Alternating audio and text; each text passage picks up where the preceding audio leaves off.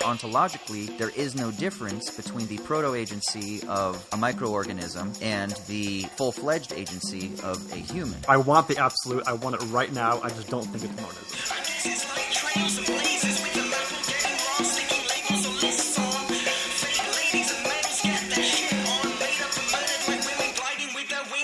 Hey, what up, everybody? We're back. We're fucking back after a little bit of a delay here. This is Owls at motherfucking Dawn. We are just two dudes from Southern California who studied philosophy, politics, and religion around the world. We decided to start a podcast where we could bullshit with impunity. I am Austin Hayden Smith. And I am Troy Polidori. Rumors of my demise have been greatly exaggerated. Well, you were on your deathbed for a little bit there. Yeah, for like 24 hours. Yeah, for 24 hours. The deathbed of 500 years ago is the 24-hour flu of today. So you can't take that lightly. People used to fucking die of diarrhea back in the day. You know, you got diarrhea and it was like, well, Abraham's going to die. Yeah, I basically had the Black Plague, I guess you could say, relatively speaking. Yeah, so that just makes me think that people in the 1500s were pussies. Yeah, fuck them. Yeah, weak-ass immune systems and no vaccination selves. I don't know. Fuck it. Wars over religion having... Yeah, patriarchal institution building. We're definitely much, much more intellectually sophisticated now. We would never have wars over stupid ideological differences that have no practical value whatsoever. No, neither would we perpetuate outdated, dogmatic, patriarchal institutional hierarchies. We are so enlightened. Way beyond that stuff. Way beyond that stuff. Hey, let's stop bullshitting and let's get into our first segment. All right, so for our first segment is the Shitty Minute. This is where one of us talks about what's grinding their gears this week. Austin, you've been saving up for a while. You full of piss and vinegar? Oh, I'm full of something. It's going to come. Are you ready for it? Are you ready for it, Troy? I'm not sure now. Are you ready? All right, no. So here's what I have to say. I have a sort of more particular point that I hope will open up into a broader point. But so I was watching the Amanda Knox documentary on Netflix recently. Have you seen that one, Troy? Wait, is she the chick that killed her kids? No. That was Casey Anthony. Amanda Knox is the American student who was studying in Italy, and she was accused of murdering her roommate, a young British woman. Yeah, named Meredith Kercher. Yeah, I remember now. Yeah, and the news media outlets branded her Foxy Knoxy, and they started spiraling these stories out of control about how it was a sort of sex ritual gone wrong with her and her boyfriend and some other dude. And the Italian media really kind of went crazy. The British media and then the global media kind of went crazy with this story. She was found guilty. Then she was later acquitted after spending a few years, I think like 4 years in prison. And then through the appeals court, she was found guilty again. And then it went up to finally the Supreme Court in Italy, and she was acquitted finally. But it's a really interesting documentary. I would recommend checking it out. But I had actually previously seen it. I saw it probably when it first came out 8 months ago. Something like that. But my girl wanted to see it because she loves those like real crime story type of things. So we started watching it. And what came about, even in the first viewing, and I guess it had kind of subsided because 8 months had gone by, but really what came up with watching it was this sense of confusion and almost anger with how quick people were to jump to the conclusion to demonize this girl. And whether or not she did it, it seems from the evidence pretty overwhelmingly clear that she did not do it. I mean, it's like there's no DNA evidence, and as a matter of fact, there is DNA evidence that completely points to somebody else. So it seems very clear that she did not do it. But my outrage or frustration really is directed towards those individuals who, when she was acquitted, even after DNA evidence was uncovered, after her spending 4 years in prison, the outrage that they felt that she was the one, and they were convinced. And we're not talking about prosecutors. I'm not talking about, the other guy who ended up, the fingers all being pointed at him saying, no, it was the other people. I'm talking about the family of Meredith Kercher, who was the girl who was murdered, and then the Italian public, who there was this massive outcry that Amanda Knox and her boyfriend, I think his name is Raffaele, that they were acquitted, even though DNA evidence came out, and there was this outrage that, like, how this is a travesty. She's a demon, and like wool or in sheep's clothing and shit like that. It was their confidence and their dogmatic certainty, in their own belief, even in light of evidence completely pointing to the contrary. But they just had to have her be the enemy. And for some reason, that just rubs me the wrong way so much, because what it does, it just reminds me how strongly and how dogmatically people like feel this need oftentimes to identify with external objects or these ideas or these events or these concepts. And what they do is they just box themselves in, and it creates these sort of limited and limiting ways of thinking and feeling and acting. And I just don't understand. I mean, granted, I've never had anybody in my family murdered, and I've never had that level of a need for justice or vengeance or revenge or whatever you might want to call it. But I have had things happen where I have wanted to see the right thing done, or I have wanted to see justice. And I think my disposition is much more open and patient than the one that I'm talking about. And that's why it bugs me so much. That shit just, it fucking drives me crazy, man. And I think the bigger issue is that people are so concerned with the what, right? They need to know what it is. They need to know who it is. They need to know the object. And I think for me, I'm not as concerned with like what to think per se, but more how to think. And I think that if the how is sorted, then the what will be properly conditioned and then fall into place. And of course, every how is conditioned by previous whats, because we're thrown into conditions of that are not of our own choosing, and so we inherit religious codes and linguistic codes and cultural codes and expectations and archetypes and expectations, and we have prejudices, which just means literally prejudgments in the hermeneutical sense, right? Or the literal sense, but hermeneutically just means prejudgments. We prejudge the world, but nevertheless, the point is that even though we're conditioned by these previous whats, I believe that there is this perpetual process, potentially a perpetual process of unraveling those whats that condition us, and I think that this process.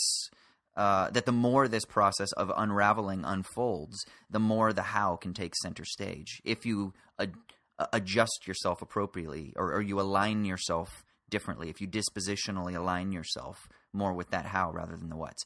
And I think that, for me, is why it's so frustrating when I see people that are so dogmatic about shit. It's like, yo, you don't fucking know. Like, how do you fucking know? You are so angry.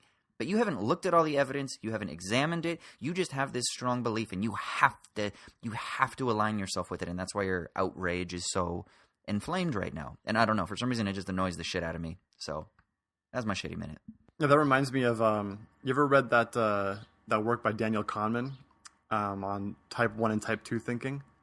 I think you've told me about it. It kind of overlaps with Ian McGilchrist's work, right? In The Divided Brain.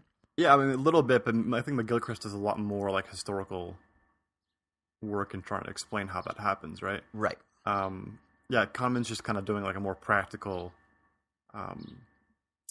scientific study of how we actually sort of form reasons and arguments in our own mind for things. Sure. And like this type 1 thinking where you have to be immediate and practically you need to make judgments fast so that you can respond quickly. Like, if you're crossing the street and you have to make judgments about whether a car is going to stop at the red light, you can't like weigh evidence and go back and form opinions based upon previous experience and stuff like that. You just kind of have to react immediately. And that sort of thinking is very practical and helpful. But when we mix that into areas where we actually need patient, logical, and evidential analysis, then we do a major disservice to those things, even though we're fully capable of doing both of those kinds of thinking. And like, yeah, the judging of someone of a criminal action, whether it occurred or not, is not a thing you should rush to judgment on like you should a car stopping at a red light. But yet we do that because we just don't have a lot of time in the day and we don't really care enough to actually look into it at that level. Whereas if you're a juror, hopefully that the weight of that responsibility weighs in you enough to do that kind of patient analysis in your own mind. But yeah, I mean, we see that everywhere now, right? The more access we have to all this important information, the more we use this type 1 thinking to analyze it, and then democracy becomes the mob rule of Plato's worst nightmare.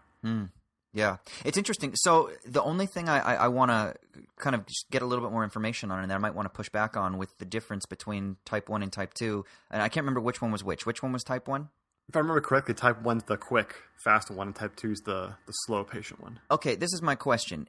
Isn't type 1 thinking the momentary instantiation of the habits that have been established because of the type 2 thinking? So when you're going to cross the street, the reason that you make that instantaneous judgment about the rate of the car and whether or not you have enough time to cross the street is because of the years of habitual practice of judging speed, of walking, of experiencing the world. And so your habitus has just been formed in such a way that your instantaneous disposition allows you to spontaneously react. Whereas when there's information that's more complex, that's more unfamiliar, then you have to take time to process it. But the more you take the time to process a particular instance that requires that information, then you'll become more quick and instantaneous. Like, for me, it might take me a while to change the oil in my car, but a mechanic does it type 1 thinking, right? But for me, it's type 2, right? So what I'm wondering is how can we get better at that type 1 thinking in a way, and this is the how, right? In a way that will allow us to have that, I guess, just more efficient, more open, more sensitive, more attuned, dispositional, instantaneous responses to the context or the conditions into which we're thrown. Oh yeah, absolutely. There's a strong relationship between the two things, in that sense. But I mean, like, there's some areas where it seems like to me, where the level of uncertainty means you always have to do the type 2 thinking. You think? And I would think, well, I mean, this issue of whether or not someone committed a crime is something you would have to weigh all the evidence and think of all the other possible outcomes or possible explanations for it and things like that. So you would always have to do this kind of long-form, self-conscious kind of thinking, wouldn't you? With someone, whether or not a certain event happened and you're totally uncertain whether or not it did? Well, so here's what's so crazy, right? 100 years ago, 30 years ago, before DNA evidence was even a thing, there were probably more. You would probably have to be a little bit more careful and a little bit more patient and use different skills of analysis in order to make your outcome, right? And that's probably why a shitload of people were executed or a shitload of people were incarcerated. They didn't probably do it, you know? Whereas now there's still a problem, but obviously that rate of mistakes, I guess, I would imagine, and I think from things that I've seen, it has actually decreased quite a bit, right? The amount of people who are incarcerated wrongfully is down dramatically, according to, various studies and shit like that when you just kind of peruse. But so what I wonder is as technology, as human consciousness in its relation to the technological developments continues to move into different directions, then won't that speed up the process so that maybe in 20 years from now, 50 years from now, 100 years from now, in like a weird Minority Report world, you have like instantaneous understanding because you have like smart homes that automatically just tell you all the DNA information. And it's like, boom, we know everything. Because there's a different sense in which we're hermeneutically attuned to the world.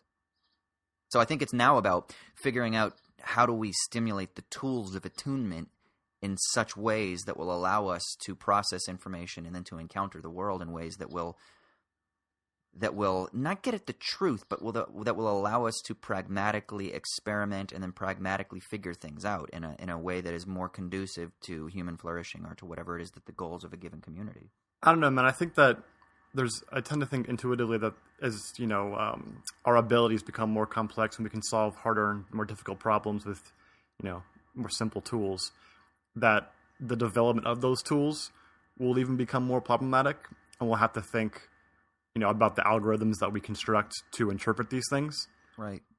I'm just not confident we're gonna live in like a Jetsons type future where everything works so perfectly that we don't have to think about anything anymore. We'll have to think about how the world changes because of that, and then how we can attune those algorithms and tools to better fit that, because it'll always be this complex relationship that's dynamic and that's, affects one another. It's, I just don't think that's quite realistic. Well, I let me be clear.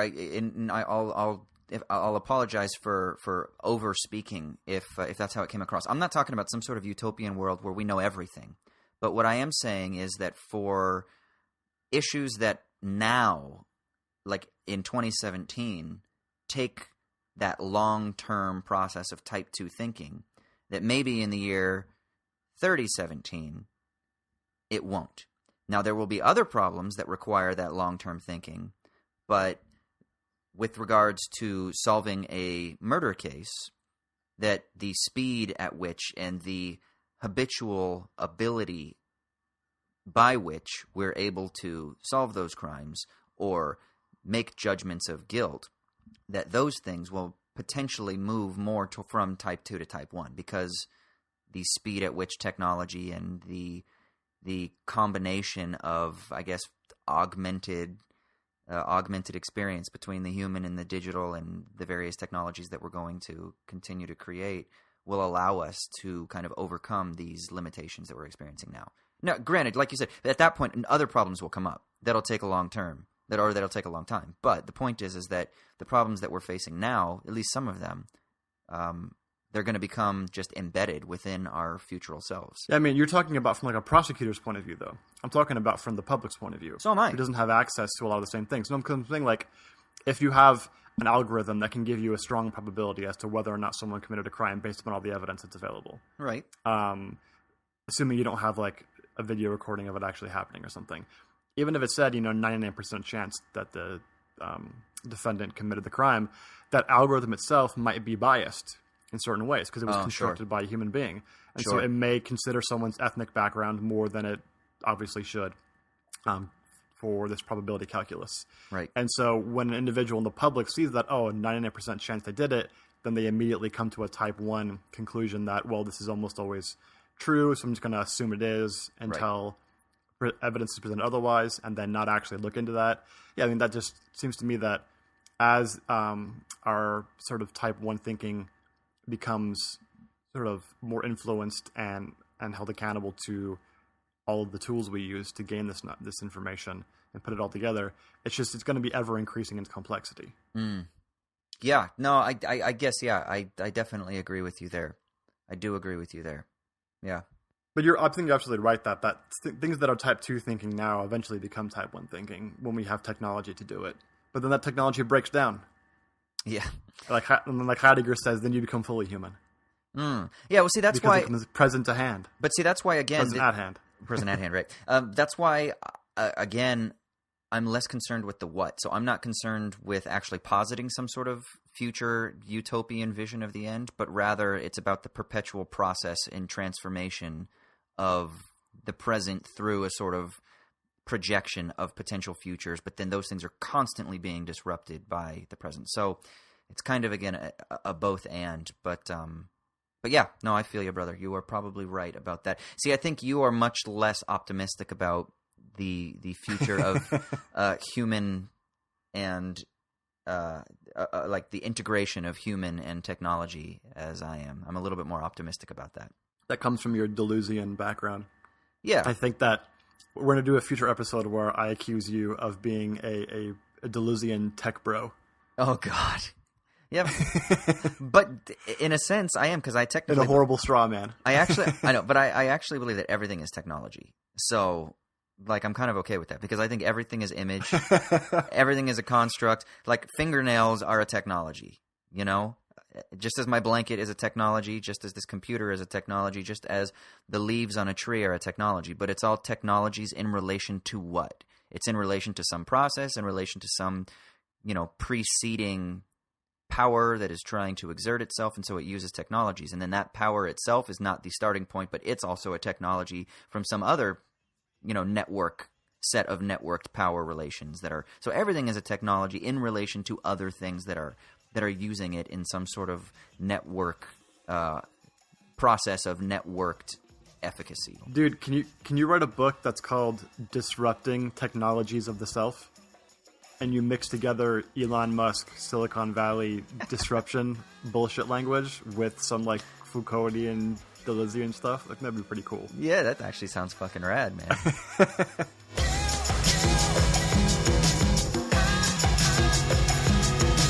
All right, let's move on to the next segment. Let's get into the main segment this week. We're actually probably going to talk a little bit more about Deleuze in this main segment, aren't we, Troy? I have a feeling. You probably are. I probably am.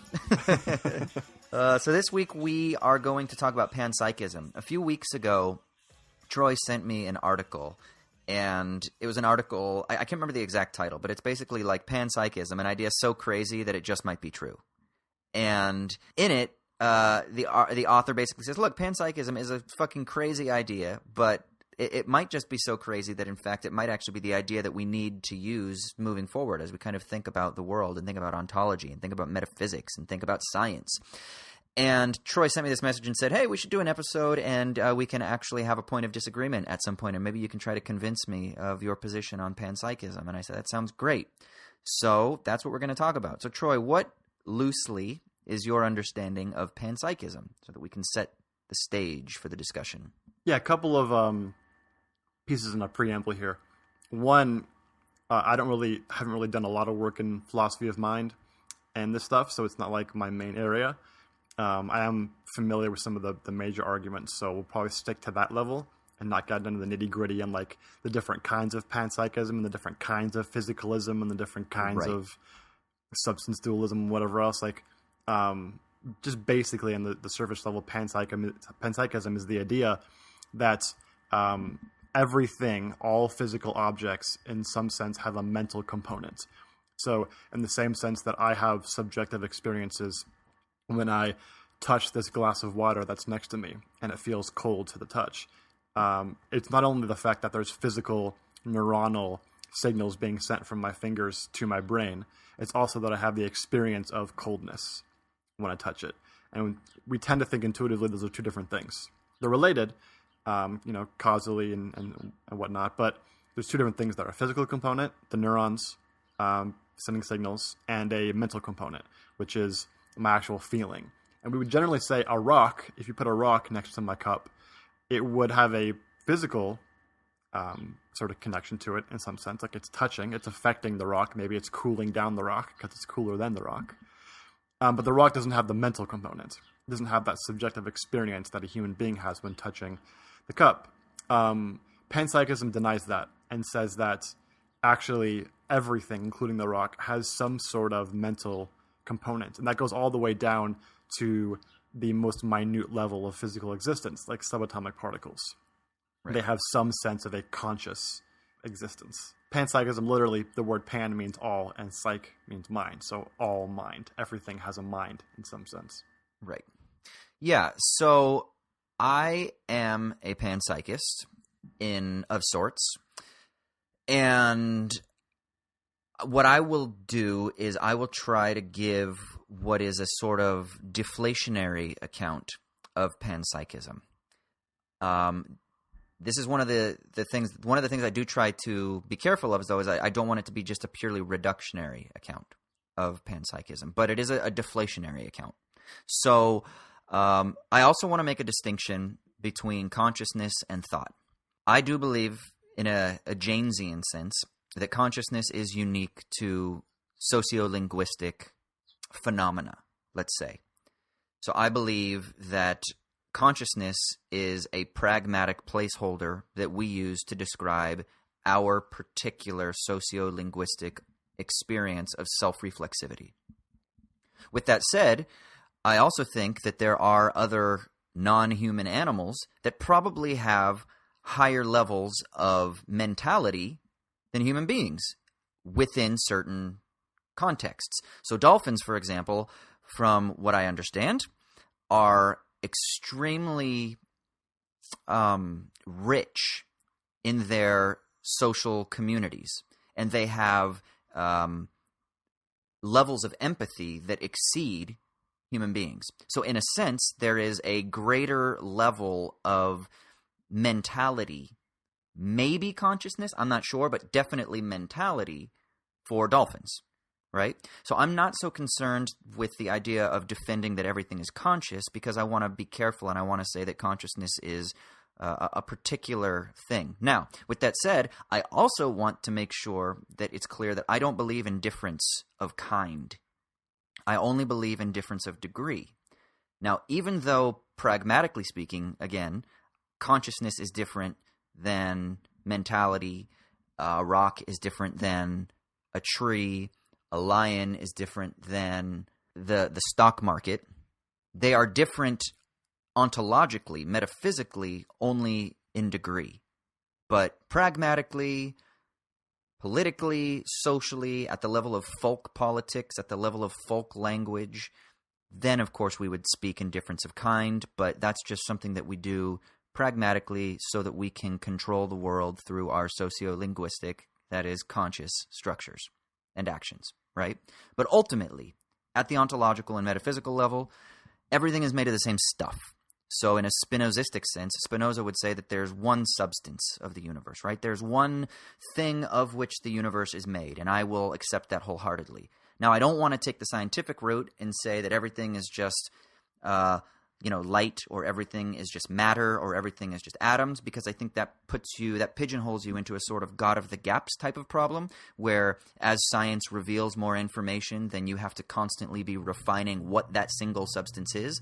And I'm less concerned about what that single substance is than I am concerned with the idea of thinking through the implications of the interconnectivity that arises from that singular substance. So now, if we have that singular substance, so in this sense, I'm a monist, right? So everything is made of the same stuff. There's just one thing of which the universe is made, but it manifests itself, or it instantiates itself in various different ways. Those are the expressions or the modes that you get in Spinoza.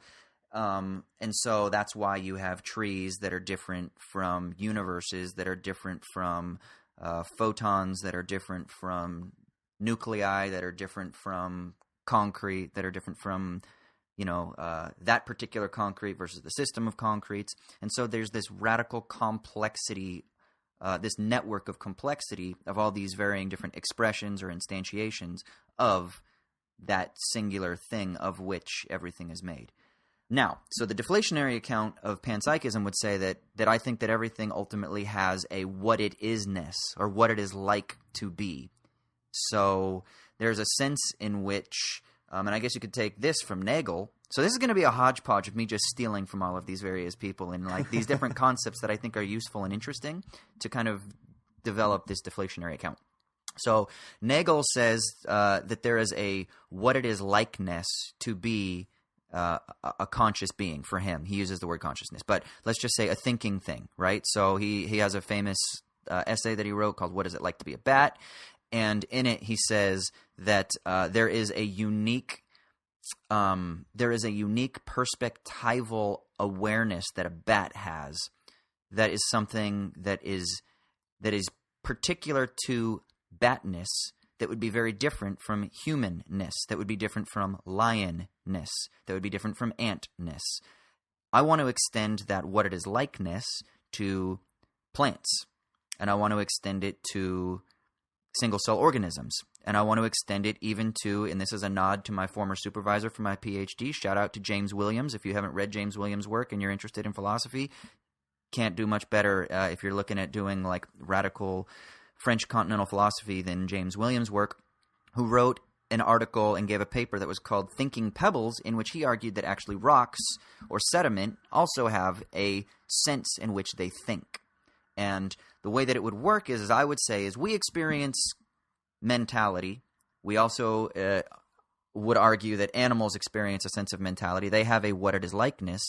Similarly, and then here I'm going to throw in a couple more thinkers, the work of Antonio Damasio and the work of Ilya Prigogine, who Ilya Prigogine was a Nobel-winning chemist, or is a Nobel-winning chemist, would argue that even in organisms like single-celled organisms or in microorganisms such as yeast, that there is a sense in which there is a what it is likeness, because there is a proto-agency. There is a sense in which you put certain objects in front of yeast, And yeast, as a fungus or a member of the fungus kingdom, will actually aim towards those objects to consume them for energy, or they will react certain ways when you mix other chemicals in there. And so because of that, what that does is that indicates that there's a proto-sense of agency. It's not the sense of agency that we make today where I give you a choice between A and B and you weigh the options and you choose one based on whatever. But rather, it takes place under different conditions, but nevertheless, there is still a sense in which we can sort of speak about agency, at least in a sort of bud to our flower sense, and that's why they use the word of proto-agency. And so, if that's the case, then I would say ontologically there is no difference between the proto-agency of a microorganism and the full-fledged agency of a human. It's just a difference of degree rather than a difference of kind. And then I think you're going to see something similar with the relation between the various sedimentary elements of a rock, and then, of course, the components of the sediment, and then, of course, the components within that. And then there's this fractal-like sense where you can just keep going down deeper and deeper and deeper into the structures of things, and you will see this relation of proto-agency, or what it is likeness to be things. And so in that sense, I would argue that everything then has a mentality to it. So that's a sort of deflationary account of panpsychism. Would it be safe to say that what you've just explained is, and by calling it deflationary, I think you're talking about like relative to what panpsychism normally is couched as, which is basically like there's literally conscious experience happening at the subatomic particles level? Yeah, and I think most, let's say, inflationary accounts of panpsychism start from the idea of consciousness, and there's a mystical element to them that has a lot of resonance with Eastern philosophy, right? That everything is God, or everything is conscious, and that the totality of all of these things is what we call God, but really it's mind.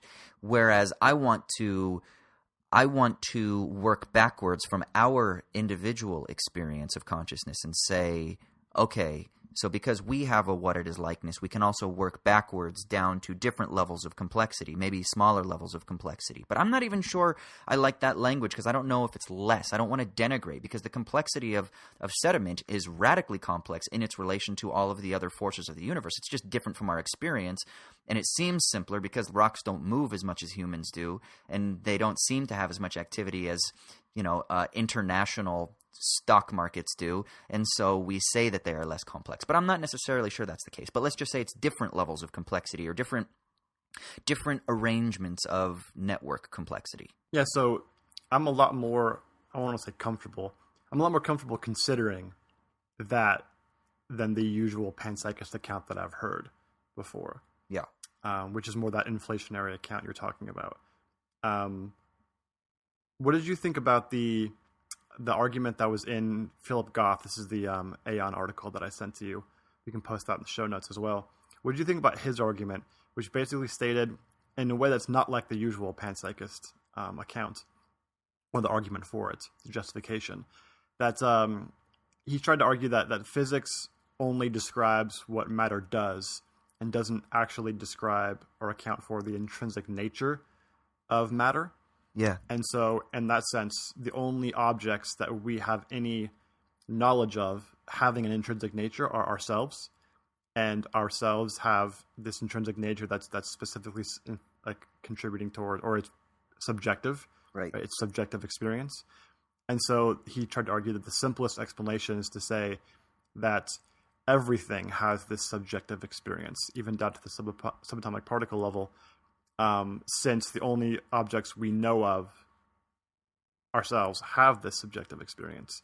And until proven otherwise, we should probably, even though it sounds crazy, go with that. I mean, the only problem with that is, so he's actually completely reversing the problem of other minds, right? He's actually assuming that there is no problem of other minds. Because we have a subjective experience, therefore we might as well just err on the side of caution, and let's presume that everything has that. And I don't know. Everything, yeah. Yeah, and I don't know if I like that idea. I don't think it's terrible, but I'm not sure that I fully agree with that. I think it's interesting. But I think my problem is that it seems too essential. I actually don't believe that we have, and by essential I mean essentialist. I don't believe that we have a sort of connection with some sort of internal nature, because I don't believe that there is this this division between interior and exterior and internal and external, ultimately.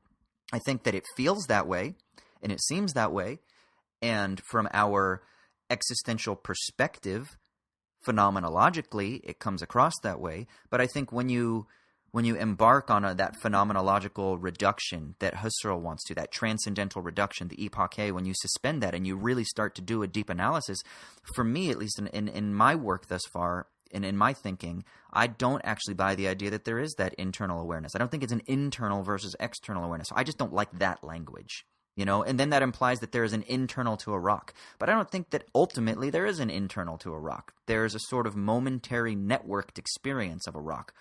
But I don't know that a rock has some sort of internal subjective experience. But that doesn't mean that the network of rock, that particular rock, doesn't mean that that network, as a network, in that moment, in relation to the ground on which it is sitting and the air that is blowing past it, that it doesn't have a subjective – not a subjective – that it doesn't have a what it is likeness. I don't want to say subjective because, I want to be careful of the word subject. But that doesn't mean that there isn't a what it is likeness. And maybe we should just continue to use the word qualia, right? That there is that qualia that a rock has, that unique perspectival experience of that particular networked object in that moment in its relation to the other things that are imposing upon it. But then, of course, that networked experience changes at every instant of transformation as the material world is processually moving forward in different directions. Or not moving forward, again, because I don't want to be linear, but as it's moving in different directions. Okay, let me offer you a thought experiment. Okay. Are you familiar with David Chalmers' zombie problem? Ish. So Chalmers, and I think actually Kripke was the one who first kind of came up with this. I'm not positive, but he posited the idea of zombies. And by zombies, philosophical zombies, he means human beings that are biologically, physically exact copies of human beings, maybe even exact replicas of you and me, exist in a separate world, but don't have qualia, don't have this I'll say subjective experience, even though I'm taking into account you're not liking the idea of the subjective objective split. But what we would call some sort of mental or conscious life, or even they couldn't even possibly have it, even if they were networked together in a way that maybe Janes would describe as constructing consciousness. Do you think zombies that are exact physical replicas of ourselves in the exact same networks we exist in, as far as physical surroundings and environment, could not have the kind of experience we have? Is that even metaphysically possible? Well, they wouldn't have the experience we have, but they would have some form of experience a la their own qualia. So there would be some what it is likeness of a zombie, right? Now, what is that what it is likeness? This is where we have to go back to Nagel, or we even have, let's go to Wittgenstein, right?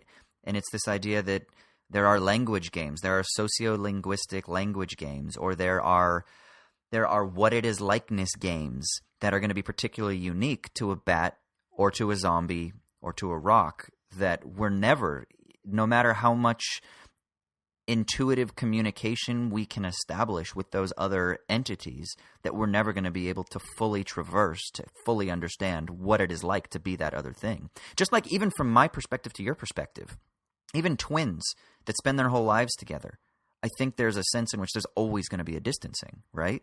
And I just think that... Of course, but...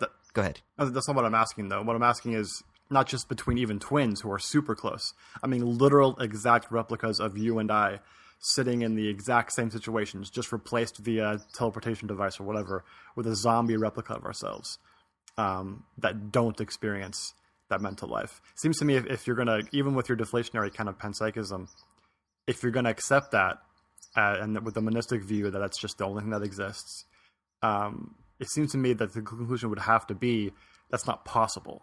Yeah, well, you couldn't have a zombie in that way. That's exact replicas of ourselves. They would have to have conscious experience in the way we describe it. I guess I'm not sure I follow, because I guess the assumption is that they don't have subjective experience, but I'm arguing that everything ultimately has that qualia, that what it is likeness. Yeah, exactly. So you'd have to deny that kind of zombie is even metaphysically possible. Yeah, exactly. It cannot exist. It's not possible. Yeah, I think so. I mean, I think it's logically possible, right? Because obviously it's a thought experiment, so logically. But I think it's nonsense. Logically. I think it's invalid. So... Wait, no. Which one? Because it's logically possible, but also logically nonsense. Right. It's logically possible in a sort of like thought experiment, but I think. Okay, yeah, I guess I misspoke. So I guess it would be logically possible in the sense that we can kind of consider it as a speculative potential, as a sort of thought experiment. But yeah, it would be metaphysically impossible. Or would it be maybe better to say it's metaphysically possible, but it's not naturally in our current world possible? Yeah, that might be better. Like, here's where my issue kind of gets down to, is this idea of my kind of objection to monism in general, whether it comes from the Panpsychism route or it comes from the materialistic route or whatever, is monism metaphysically necessary? Like, if you say monism is a view that I accept over against, say, substance dualism or whatever other option I have, is the reason because I think the evidence points to one over the other? Or is the reason because I think substance dualism is an incoherent, logically contradictory theory, and monism is the only other possible alternative? So I'm sticking with that. Yeah, I mean, I think for me, I used to be a substance dualist. And well, yeah, me too. Yeah, right. And it wasn't, the arguments against Descartes. What was the woman's name that wrote him the letters about parallelism that everyone quotes that was like the big takedown of Descartes? Do you remember her name? I don't remember what you're talking about at all, no. Oh, I thought there was a woman who wrote a refutation to Descartes, and she talked about parallelism, and basically, so if there is really a sort of radical distinction between the material and the immaterial, then how is it that they causally relate to one another? I could have sworn there was a woman that did that. I can't remember. I could be totally fabricating this history, but let's just pretend that it was a woman in the early days, and she was criticizing Descartes. But that criticism has come up in subsequent centuries anyway. So, but it wasn't that type of argument that really actually led me out of my substance dualism. Matter of fact, it was just the sort of appeal of reading Spinoza and reading Nietzsche and reading Deleuze and reading phenomenologists who still have who can still be dualists in a lot of ways. But it was the sort of slowly erasure of the gap between the two substances, between the material and the immaterial, as I went from, evangelical Christianity to liberation theology to existentialism and phenomenology to post-phenomenology to post-structuralism to Deleuze, and so it kind of just, those arguments became a lot more alluring to me, and it kind of whittled away, I think, at the stranglehold that substance dualism had over me. So it wasn't like those arguments against substance dualism rocked my shit. It was just much more that the other ones seemed radically more appealing based on the evidence and rationality and thinking through things and kind of just exploring the usefulness of the ideas. And then, of course, I think understanding the ways in which substance dualism were conditioned by dogmatic power structures. And then once you start to unravel the intention and the historical contingencies behind those, that concept, then I think that's another reason that I kind of started saying, oh, okay, so there were reasons why that idea was so important, and there were reasons why they believed those things. And historically, there were reasons why Greek philosophy, needed this split between the material and the immaterial. And you start looking at Plato versus Aristotle versus the Epicureans, and then you start reading, various other figures, and I think it just seemed to make sense to me that the arguments against substance dualism were stronger. Yeah, I mean, I completely sympathize with your narrative because same thing happened to me. I mean, substance dualism is both intuitively appealing when you're just a kid, right? And as you grow up, you just assume the basic tenets of that even without thinking about it. And when you come across some arguments from Descartes et al. Defending it, it just satisfies your intuitions, and so you go with it. Then when you actually read stuff like Spinoza, and you hear arguments against these ideas, that they make a lot more philosophical sense, and the sort of problems and incoherencies in substance dualism, the classic version, mind-body dualism, come out, and you really can't epistemically accept those anymore without basically admitting to yourself that you're like accepting bad arguments. Right. And so, yeah, same thing happened to me. I feel the same way when I read Spinoza, and still love Spinoza for all those same reasons. My issue is like above and beyond all that. even with the explanatory power of all that stuff, it's better than classical substance dualism. Absolutely.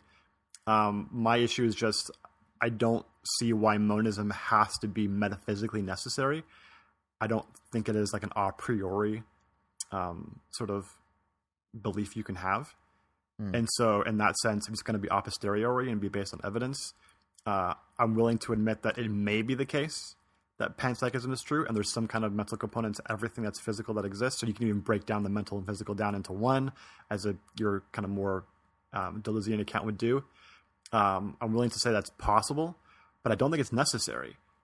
And in that sense, I don't want to use it as a lens through which to view everything. Right. Because I'm willing to be open to the account of something other than both monism and substance dualism being true. And so I guess, given that I don't really work in philosophy of mind and this kind of account of, continental metaphysics all that much, I don't really have a really well thought out view. But I guess I'm just more willing to say I'm open to either being true, and I don't want to take a position as if I have to begin my entire thoughts with taking a position on that problem.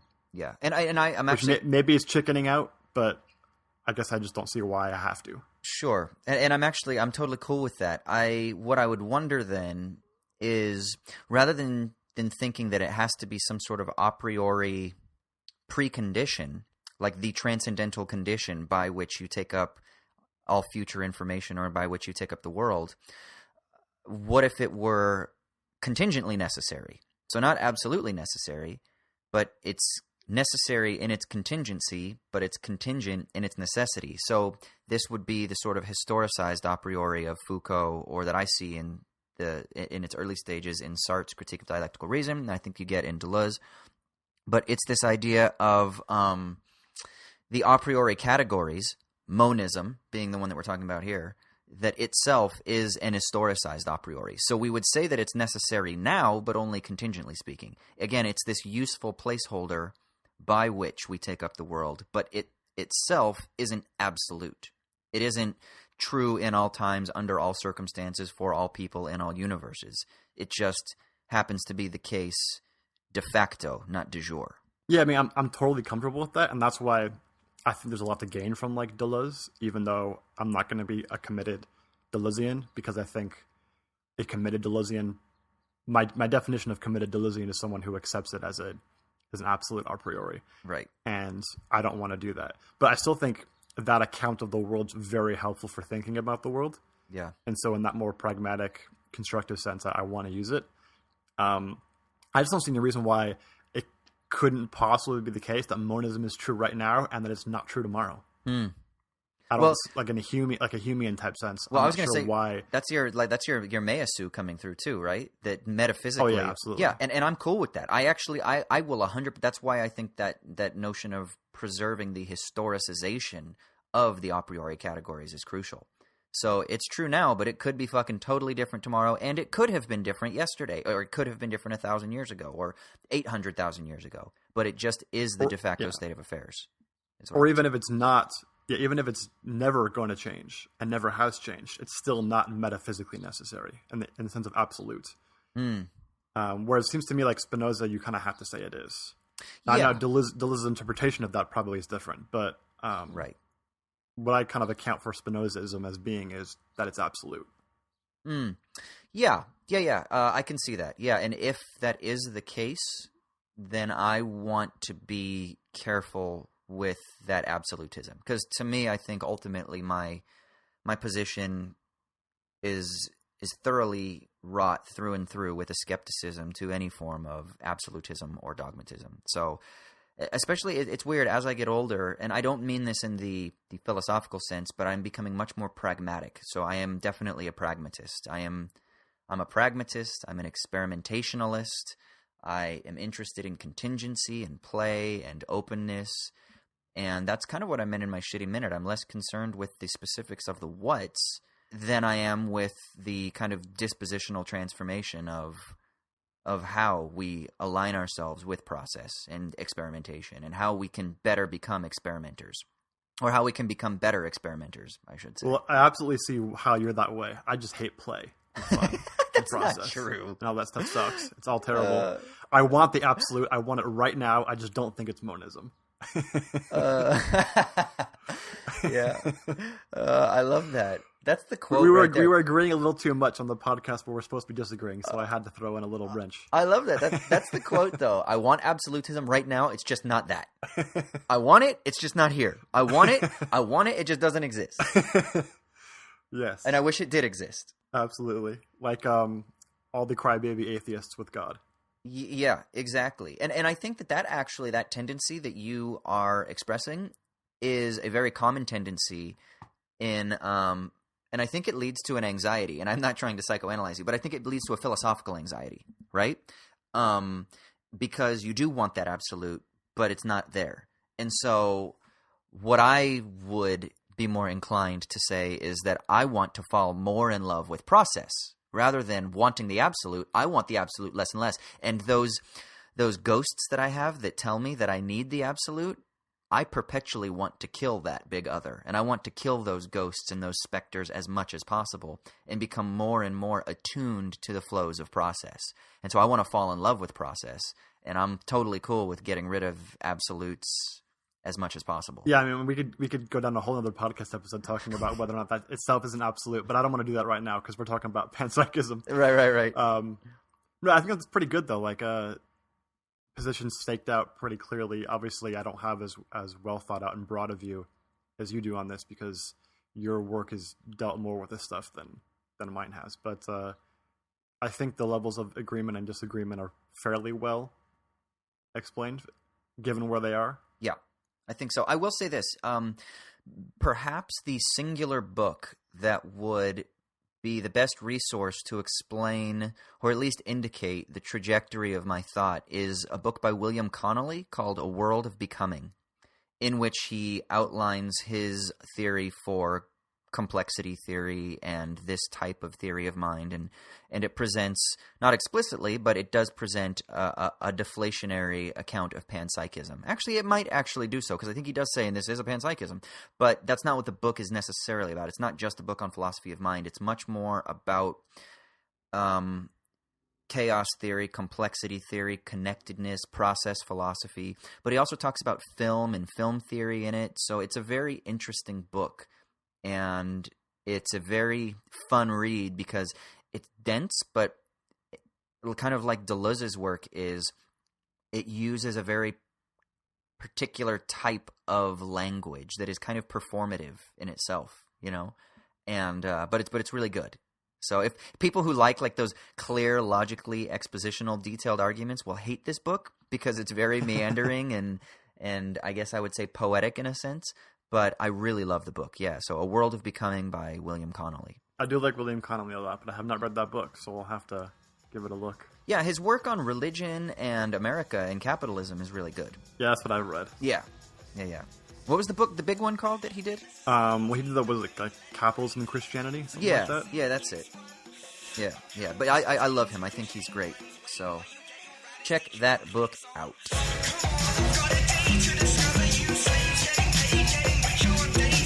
Sweet. Well, let's move on to the next segment of our podcast. This segment is called The Sticky Leaves. It is the moment where one of us gets to talk about what it is that is giving us meaning in a life that is often devoid of meaning. So, Troy, what is your deflationary panpsychist sticky leaves for this week? Well, it's definitely not panpsychist, although you could make an argument that the experience was have a sense of oneness with a capital O. It's been almost 2 weeks now since this happened, but we haven't had an episode since it happened, so I'm bringing it up now.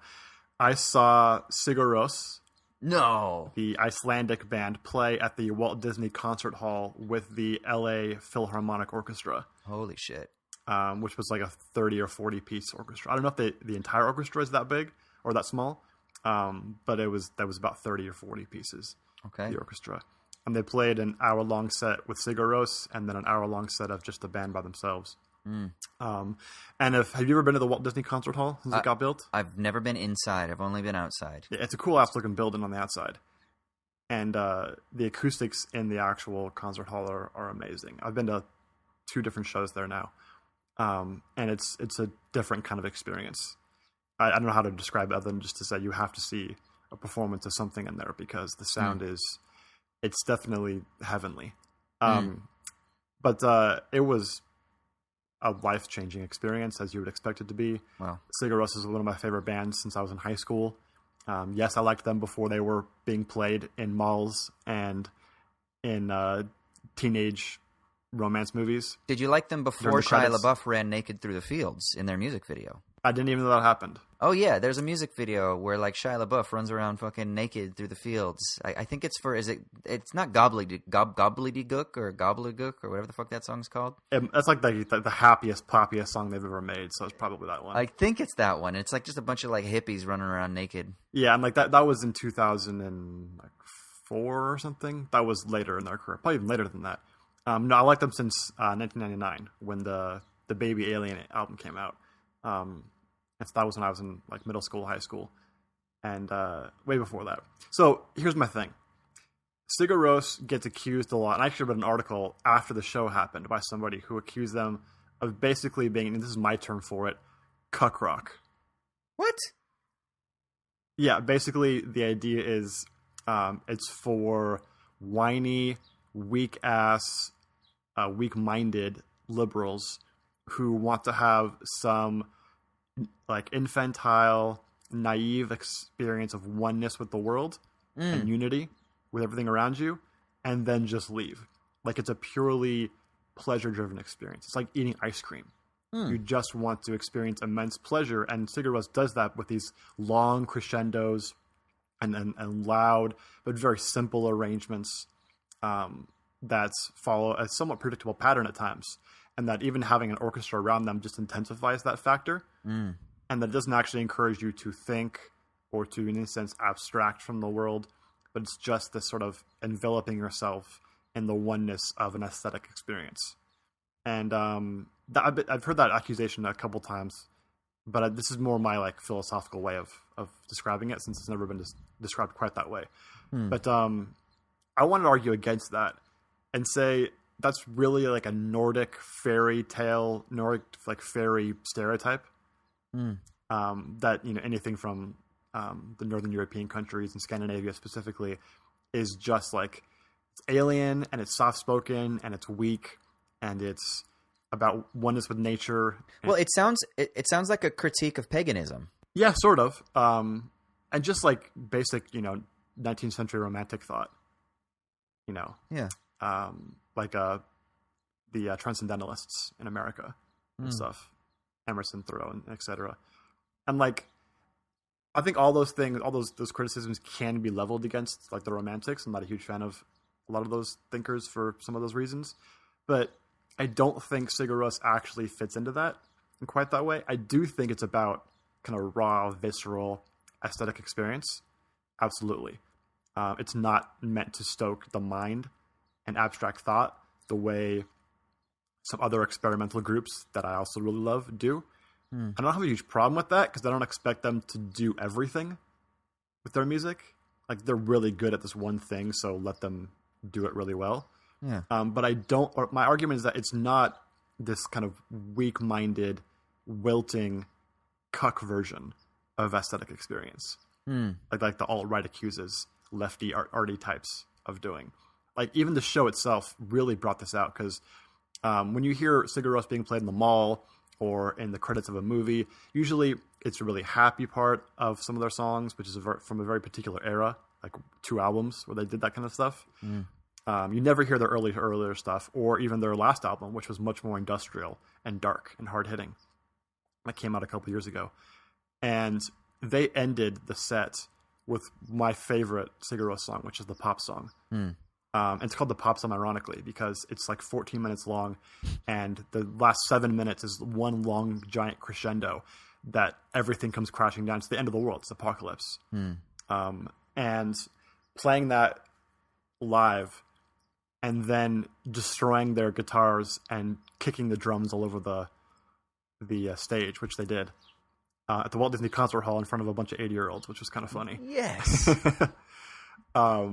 It showed me that like this is not just about oneness with nature and the happiness of realizing your own roots in nature, which is like a lie because nature wants to kill you. And that's the part where some of the romantics sometimes go awry, and I'm comfortable with that criticism. This is about the raw, visceral experience of nature. Sometimes it's happy, sometimes it loves you, sometimes it gives you, experiences that you will never forget and that are great. And then other times it tries to kill you, and sometimes it does kill you. It's totally unfeeling itself. You're the one who's feeling. And so those feelings can vary depending upon circumstances. And that's absolutely a truth that I think music can bring out. And they do that really well, I think. It's just that the media usage of Sigur Rós is to just bring about the happy, fairy stereotype side of it. Because that's what you can sell in movies and stuff. They don't bring out the dark, sinister, apocalyptic side that they have in good measure, just as much as they have the rest of it. So I want to defend Sigur Rós against that criticism and just say that this show really cemented that idea in my mind. That's crazy. They're one of your favorite bands, right? Oh yeah, since I was in high school. Yeah, there's like a religious experience when you go see one of your favorite bands like that, isn't it? Yeah, and to see them at the Walt Disney Concert Hall with the LA Philharmonic, which is a perfect compliment to everything. Yeah, it's like top couple of shows I've ever been to. Here's my thing. I'm going to get romantic for a second. What's wrong? I actually think there's power in a sort of oneness aesthetic experience. As a matter of fact, let's use Star Wars as an analogy. The difference between the light side and the dark side is that the dark side is reactive in the Nietzschean sense, whereas the light side is seeking the perpetuation of that aesthetic oneness experience with the Force, right? So in that sense, I don't understand why it would be called cuck rock, when as a matter of fact, I think it's actually the embrace of aesthetic power. Whereas this is the actual big problem with the alt-right is they don't understand Nietzsche. They claim Nietzsche, but they actually don't understand him because they're being reactive. The alt-right and the wielding of cuck as a term to lob to individuals who are seeking a sort of, let's say, sensitivity or attunement with the material world, that actually is a reactionary expression. So really, I guess this, I'm actually a big fan of the Romantics. One of the guys in my department, he is a music theorist, and he's doing work on what is Romanticism, actually. And some of his research is really interesting, and we talk for hours and hours about the uniqueness of the disposition of Romanticism, and that it was always about this sort of perpetual attunement and alignment with nature or with the material world or with the flow of process or something along those lines. And I don't know. To me, that is actually – that's what the active force is. That's actually powerful, And there's a difference between power and strength, And so they're lobbing that criticism from a position where they see it as being strong, but it's not powerful in the Nietzschean sense. And from what you just described, that aesthetic experience of Sigur Rós, there's power in that. It might not be strength in the brute sense that we've come to understand it as defined by institutional power structures, historical power structures, but there is a power in it that is creative, and there's a capacity. And that is even more interesting. Yeah, so a couple things. I don't want to belabor this point too much, but one, the light side in Star Wars are fascists, so I'm not going to go down that road. Not in The Force Awakens. Come on, man. No, they're fucking fascists. They're fascists. Two, I absolutely agree that the aesthetic experience is something that we should theorize and experience ourselves and talk about and appreciate, and it's all good. Absolutely. My just criticism would be when it's a lie, when it tries to say that the aesthetic experience of oneness means that it's for humankind's benefit, and that oneness is directed towards our happiness, as if we are the center of that oneness. Right. Which is a huge metaphysical lie. And so that's what I think Sigur Rós gets accused of being. And so I'm saying it's definitely that's a wrong accusation. They are about aesthetic experience and oneness, but that oneness is not built around human beings. It's built around the chaos of nature, which sometimes is for our benefit and many times is not. Yeah. But even kind of my main thing would be with the Romantics. I guess my criticism comes from like Kierkegaard and the idea of the aesthetic stage of subjectivity, where it's playful and for fun and all that kind of stuff. And he accused some of the Romantics of being kind of like that, mm-hmm. And that you have to move from there to the ethical and then eventually to the religious. So that doesn't necessarily mean all romantic thinkers, whether they're on the literature side or on the philosophical side, are like that. But that tendency in Romanticism, especially at the popular level, exists, and I think it deserves criticism for that. Yeah. Yeah, no, I can see that. I would say that the Romanticism at the popular level, though, is so conditioned by kind of just serial common sense that it actually isn't romantic. So that's why pop romanticism is not truly romantic in the sense of the 19th century German romantics or something like that, right? And so it's actually not romantic. It's reactionary again. It's not embracing the active forces that the romantics were trying to attune themselves to. That's the problem, is that the romantics, I think, tended to think that escaping from civil society and into nature would solve those problems. Right. When it was never civil society itself that was alienating them. It was that specific form of civil society that was alienating them. And so that just that level of sort of nuance, I don't think necessarily existed.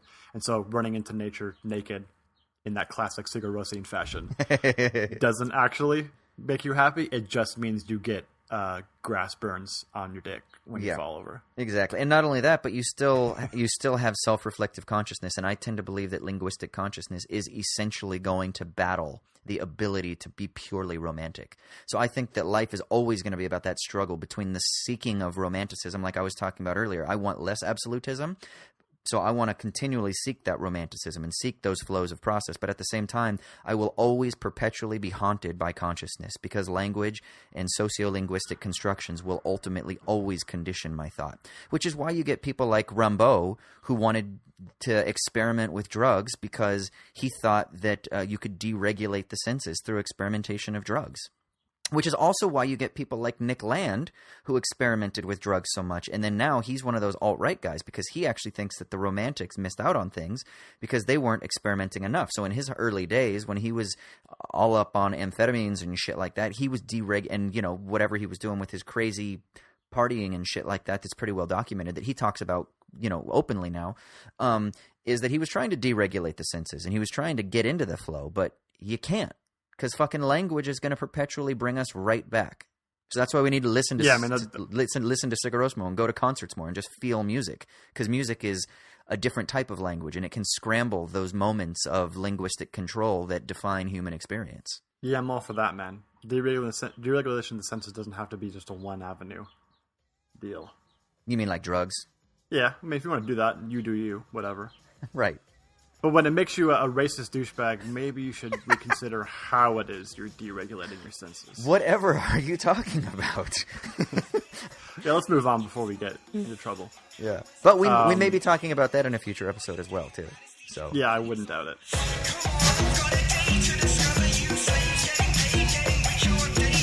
So for our next segment, we're going to be bullshitting real quick here. And by the time this episode comes out, it's probably going to be right around Cinco de Mayo. Yes. What do you think about Cinco de Mayo, Austin? Here's the thing that's so crazy. So, like, growing up, Cinco de Mayo was such a cool thing because my mom and I grew up in southern Orange County, so I was maybe 2 hours from the Mexican border, and my mom and I used to go to Mexico all the time. And we would go over to Tijuana to, buy stuff or hang out for the day. And then when I was a little bit older, when I was like 18, 19, 20, I would go to Mexico with my homies because you could drink legally at the age of 18 in Mexico. And, of course, in the States, it's 21. So I spent a lot of time in Mexico, in and around Mexican culture, obviously in Southern California, eating Mexican food. And Cinco de Mayo was always like a pretty big holiday that was just celebrated. You always went out for drinks or you'd go get Mexican food or something like that. And for me, Cinco de Mayo is actually, as my friend Uncle Mikey, we call him Uncle Mikey because he was older than us and he was kind of like our drinking mentor, would call it, it's Cinco de Drinko. So Cinco de Mayo is all about just getting fucked up. And I have some great memories of Cinco de Mayo, but they were never like crazy stories. It was always just hanging out with family when I was younger and then hanging out with my homies when I was older, just drinking, right? So I love Cinco de Mayo, man. But internationally, it's weird because people, they'll like almost ironically celebrate it. Unless you're maybe in like a Latin culture. But like in the UK, they'll like ironically celebrate Cinco de Mayo. And it just seems too forced. Whereas I feel like in Southern California, it just seems more authentic. How do they celebrate it ironically? You know, they'll have sombreros and they'll have like some sort of cheesy restaurant that's like, Cinco de Mayo cocktails, £1 for drinks and shit, £1 for Coronas and stuff like that. And, you know, it's just a marketing ploy to try to just get people to come get fucked up. And I get it, because Cinco de Drinko is about getting fucked up in a lot of ways. But at the same time, it just feels forced. Maybe it's because there are no Mexicans in the UK, or in Ireland, or at least very few. And so it just doesn't have that level of authenticity. Whereas when I'm in Orange County, you know, and I can actually go to a bar with like my Mexican friends, then I don't know. There's a level of authenticity. Why do you think, this is kind of my question, why do you think so many nationally originated holidays, it's like they originate in one culture or nation. Yeah. And then because that culture or nation, you know, emigrates out into other areas, brings that festival or that idea with them. Something like St. Paddy's Day and one for Irish people, and then for Chinese New Year. Mexico, you have yeah.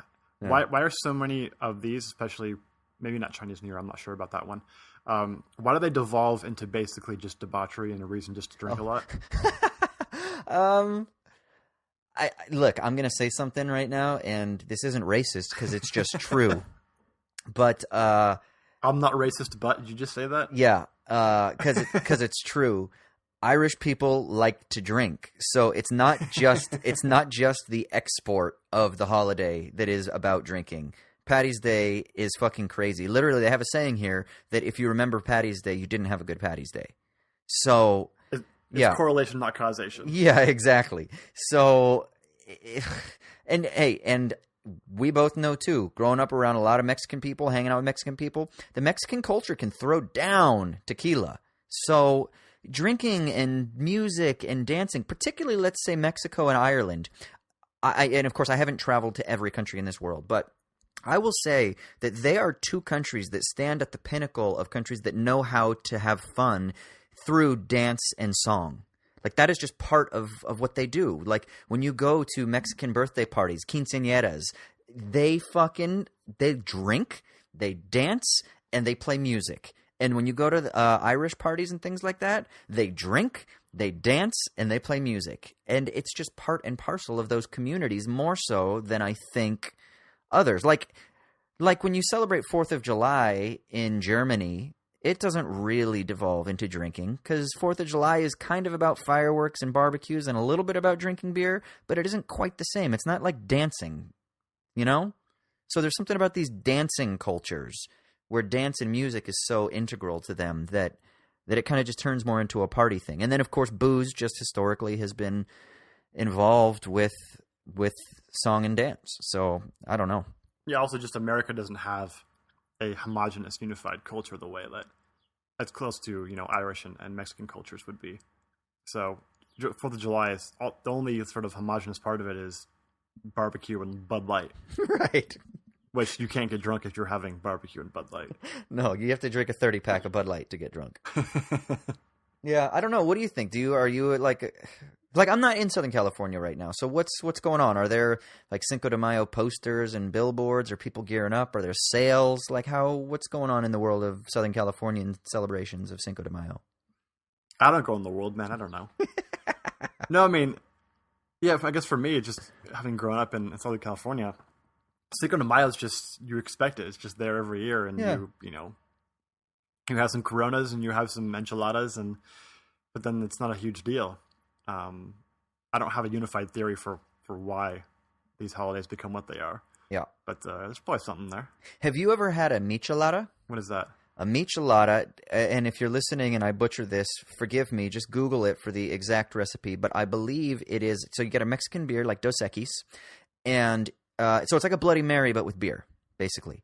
So it's like Dos Equis in a glass, and then you get like the tomato juice and all the various other spices that you would put in there, Tabasco and any other like spicy salsa or hot sauce that you would put in there, and then you've got your salt and whatnot, and then you just drink it out of that. I think it's something like that.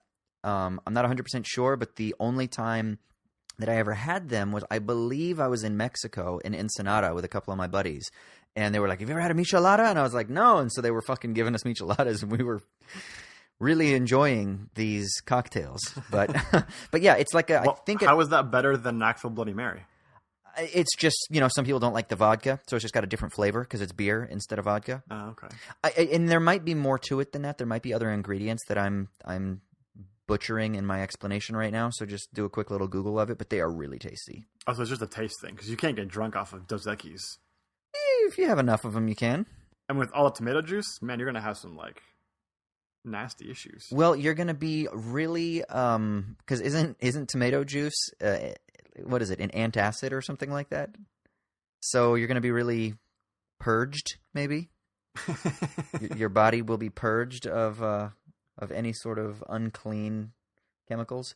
No, I don't know. It's really tasty. So it's actually one of the things I miss so much about being abroad is Mexican culture. As weird as that might sound, because when just like I said, growing up, I was so immersed in the world of Mexican, or at least Mexican adjacent culture, that it was literally just part and parcel of my experience. And it's Mexican music. My mom listens to Mexican music when she's cleaning, and my mom isn't Mexican, but she listens to Mexican music when she's cleaning. And when you're driving down the street and your windows roll down and dudes roll up next to you and they're blasting some kind of mariachi shit. It's like, I love it.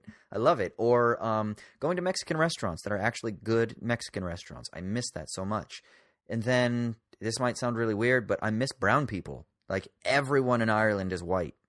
And you kind of miss diversity, or I do at least, because I don't know. I just appreciate difference. And so it is one of the things that I miss about being abroad, is that everything is much more homogenous here. Yeah, dude, I was just talking to a friend of mine recently. We were getting some Mexican food and talking about, just think about if, the Richard Spencer types of the world had their way and we had this flight of all other ethnicities away from America, and then you had this white-only America. It's like an ideal type. How boring fucking ass of a country that would be. Yeah. Like, what would we eat? I mean, the most boring ass, meat and potatoes bullshit. And that's even, taking stuff from Irish people who used to not be white. So that's even a big question. Right. So, man, it would suck. I would want to go away. American culture would suck. It just has nothing. I know. See, this is the thing that in a sense that I enjoy about my philosophical studies, because this is part of the reason maybe why I'm so attracted to Deleuze, or why I have been so attracted to Deleuze, is this idea of affirmation. And even though when he talks about affirmation, it isn't necessarily about the individual affirmation of diverse cultures. It's more about a sort of dispositional affirmation of difference. But there is this sense in which that leads to an affirmation of different individual cultures. So I love Japanese culture. I love when I go to the South and I eat Southern food. I love when I go to Boston and I eat local cuisine there, even though I can't have clam chowder because I'm allergic to clams. I love when I go to France and I eat local cuisine. I love Tex-Mex. I love Mexican food. I love everything.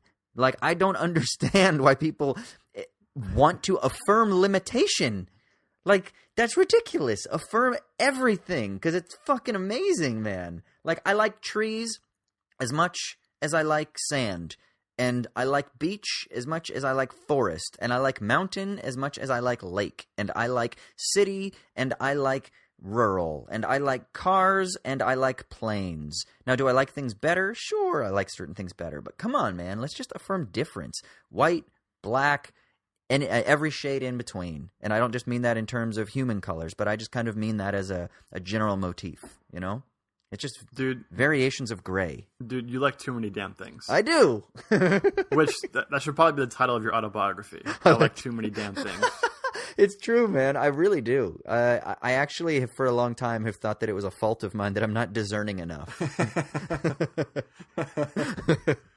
But yeah, man, I don't know. Maybe I will say this. My girl, you know what she loves?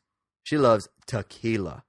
And so we have been consuming a lot of tequila over the last few months. As a matter of fact, we had a little Mexican party a couple weeks ago with her and her family, where I made taco salad, which is my famous taco salad recipe, by the way.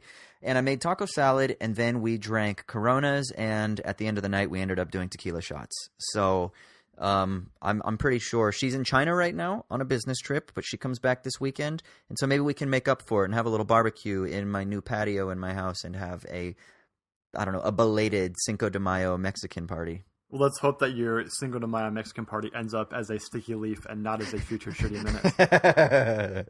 Good call.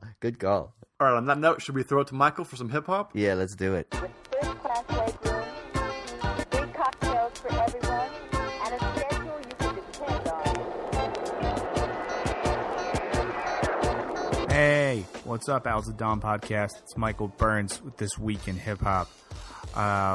Been gone for a little bit, so this is going to be catch-up week, where we catch up on some things that have come out that are pretty good that I haven't had a chance to speak with you about yet. So let's get into it. First thing, Joey Badass, second record. He's put out some mixtapes. This is his second full record. All American Badass. An American has the triple K. Woo! So overall, Joey Badass, All American Badass, pretty good record. I'm sure many of us know Joey Badass from back in the day, and by back in the day, I literally mean the 1999 mixtape that came out in 2012. But we know him for being a phenom. We know this for being a kid who, when he was 17 years old, was rapping over MF Doom and Madlib instrumentals in Brooklyn and blowing up the internet with how good he was at rapping. His first studio album before Da Money was all right, but not great. It was definitely a thing where dude was really trying to find his sound and move beyond just being a rapidy rapper, which is important. But All American Badass, I definitely think he's found his voice a bit more. Definitely a lot more comfortable with, I guess, like owning his lyrical ability without relying on technicality alone, because he knows that he's a technically gifted rapper. For example, if you haven't seen it, watch his Mask Off freestyle that I think was on Funk Flex. But on this album, he slows it down a little bit. He adds some space in his rhymes. There's even some melody and some singing that comes up while still operating within that framework of an interesting repetition of golden era rap. So there's still a lot of really warm production, a lot of beats that kind of knock you in the head in a good way. His Standby Static Selector shows up on some of these songs. The tracks that really stand out to me, For My People, second track on the album, really good, really smooth. And for me, that's like ideal. That song encapsulates like this smooth East Coast, horn-based breakbeat production, soulful sound thing with Joey rapping technically well, but with a looseness and with a warmth that's really cool. I really like the track Rockabye Baby that features Schoolboy Q. Then again, a Trash Compactor could put out a song featuring Schoolboy Q, and I would like it a lot. The song Super Predator, I think that's really strong, featuring Styles P. And yeah, McDonald's could offer 2 pieces of bread with an aborted fetus in the middle featuring Styles P, and I would still consider getting it. But either way, For My People, Rockabye Baby, Super Predator. If you're going to listen to 3 songs, listen to those. But fuck it, listen to the whole record. You don't have nothing else to do. Now, overall, once again, strong album. The kind of pro and con of the album is its political aims. Now, I think it's very cool right now that in the current climate that Joey does not hold back from getting into issues of systematic racism and political corruption and police violence and all these sorts of things. It's important. It's good he does it. Some have pointed out in some other reviews that it is a little shallow at times. The political critique doesn't go that deep. But here's what I want to say about that. He is 23 years old. So listen to this record, appreciate what he's aiming at politically. But when you find yourself getting critical, I really want you to ask yourself, like, what was the political shit that you were thinking at 23 years old? If when you were 23 years old, you already had a systematic understanding of the social, political, cultural, colonial, and race-based reasons behind the world being as shitty as it is, then I'm sorry, you're great. But most of us didn't have it all together then. And neither does Joey Badass. But he's aiming at the right stuff. He's asking the right questions. And he's really trying to, let us into what the contemporary moment looks like from his perspective. So Joey Badass, All American Badass. Please listen to it.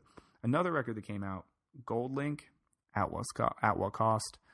You probably know that I like GoldLink, if you've listened to this before. He is a DC rapper. He's someone that mixes classical hip-hop sounds with some club sounds with production that's really influenced by the Soul Lection style of things. But it's a really good record. My two favorite songs, not my two favorite songs, I'll say a few songs. I really like Have You Seen That Girl? Meditation featuring Kate Trinata. Whew, that one's good. There's a song called Crew with DC rapper Shy Glizzy. It's very good. My favorite song, though, and if you only listen to one song off this, if you only listen to one song I tell you about today, Pray Every Day from this record. Holy shit. I was listening to it the other night, and I had headphones on, and I was walking home. I might have had a few beverages. Not a lot, but I had a few. And I just found myself like dancing in the street because I literally couldn't help it. That's how good it is. That's how good the beat is. And GoldLink, as always for me, it's just the best version of what you could call like club rap or dance rap or something like that. Something that really takes the best from contemporary electronic and dance music and integrates that into hip hop without it being bullshit, without it being some sort of crap that's just going to be played at some dumb club in Vegas or something. This is good. And as always, there's that DC influence that comes in, that sort of rhythmic angle you get because of the influence of go-go in the DC scene. And it is cool for him that Wale, I guess the most famous DC rapper ever, I don't know, shows up on a track called Summertime. Once again, it's good. And if you like GoldLink, you'll like this. If you like stuff that comes out of the Soul Lection label, you'll like this. If you like most things, you'll like this. And if you don't, whatever. The other record that came out, I'll mention this one really, really briefly. Talib Kweli and Styles P put out a record together. Two very good old dudes. Talib Kweli of Talib Kweli, Reflection Eternal, Black Star, I think that's it. Styles P of The Locks. The project's called The Seven because it has, wait for it, 7 songs. I'm going to say this. It's a solid 7 songs. We have features from Rhapsody, Common. We have the whole of The Locks assembled on one of the tracks.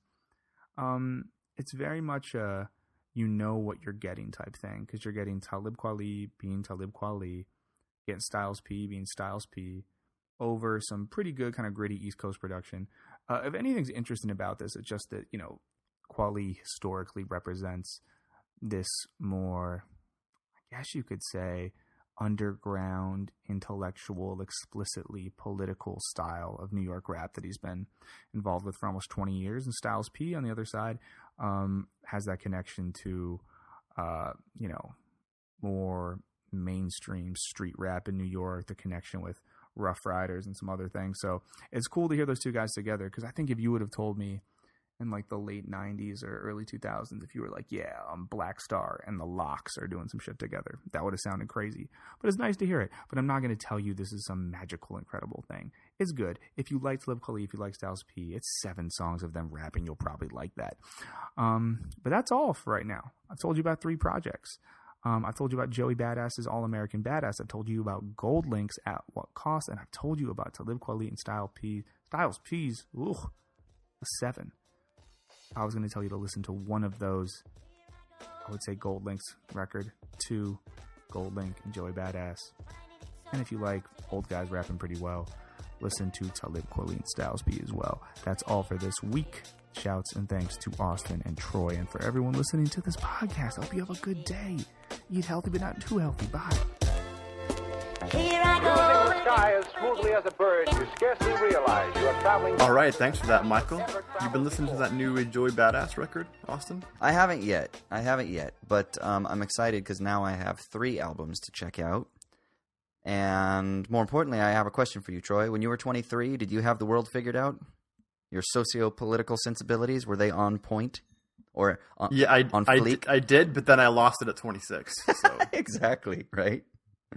That's right. Every couple of years, I have it, and then I lose it. And I forget how I got it in the first place. Start all over again. I got to get it back.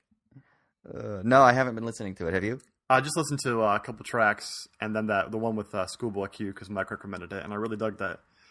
Yeah, so, and you love Schoolboy Q anyway, right? I mean, I'm not a huge fan, but I do like Schoolboy. I like that last LP a lot that came out last year. Yeah, there was that one song that you guys loved a lot. What was it? Oh, shit, I don't remember. That was like a year ago. I can't remember, but it's on one of our old episodes because Michael was talking about it as being like one of his favorite tracks of last year. It has somebody's name in it. I don't remember. Check it out. What else you been listening to? Honestly, dude, I've just been listening to the Apple Modern Punk playlist lately. Are you still bumping that? Yeah, that's really it. So I've just been kind of putting that in the background, and that's really what I've been listening to lately. What about you? Did you listen to Out the Drive-In back in the day? Yeah, they were all right. I mean, it wasn't, I listened, but I wasn't obsessed, let's say. Oh, okay. I mean, I was totally obsessed with their last album, Relationship of Command. Okay. Came out in 2003, I think. That was like, right at the end of high school. And that album just kind of took over like a year of my life. Dude, didn't the singer... That's all I wanted. What was the other band that the singer went off to do? The Mars Volta was both the vocalist and guitarist. Yeah. That's right, the Mars Volta. And you used to love the Mars Volta too, right? Oh, I love them even more than At the Drive-In. Yeah, but they were different. They weren't so much punky. They were more kind of post-punk, almost experimental, post-hardcore? They were proggy, for sure. Yeah, they were proggy. Yeah, for sure. Yeah. Yeah, we drove all the way up to Berkeley to see them at the Greek Theater up there one time. I remember that. Was that during undergrad or just after? Yeah, it was during undergrad. I remember that. Yeah. Damn, dude. That's nuts. Yeah, I'm going to have to go back and listen. I have a feeling I'd have a greater appreciation now for At the Drive-In than I did at the time. Just because my music sensibilities kind of shifted from more skate punk to more hardcore experimental rock as I got a little bit older. So I feel like I'd be more inclined to enjoy At the Drive-In. And even Mars Volta I'll have to listen to. But the guy's voice it takes a little bit getting used to because it's all kind of like high and screechy. Yeah, it's nasally and the lyrics are completely incomprehensible. Which was great when you were in high school and the world's completely incomprehensible and your voice is squeaky. Right, exactly. Oh, right on. Well, cool. Well, let's wrap up this episode. Thank you guys for tuning in to another episode of Owls at Dawn. You can hit us up on Twitter or Instagram at owls_at_dawn. Let us know how you're doing. Let us know what's going on in your world and if there's something you'd want us to bullshit about at some point in the future. You can also shoot us an email, owlsatdawnpodcast@gmail.com.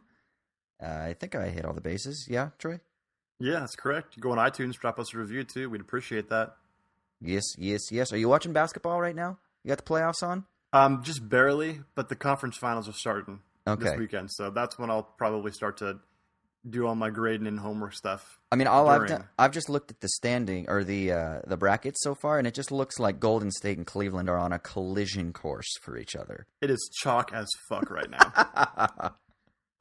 Yeah. Well, we won't talk about basketball too much in the future, even though we love it. We'll just talk about it a little bit.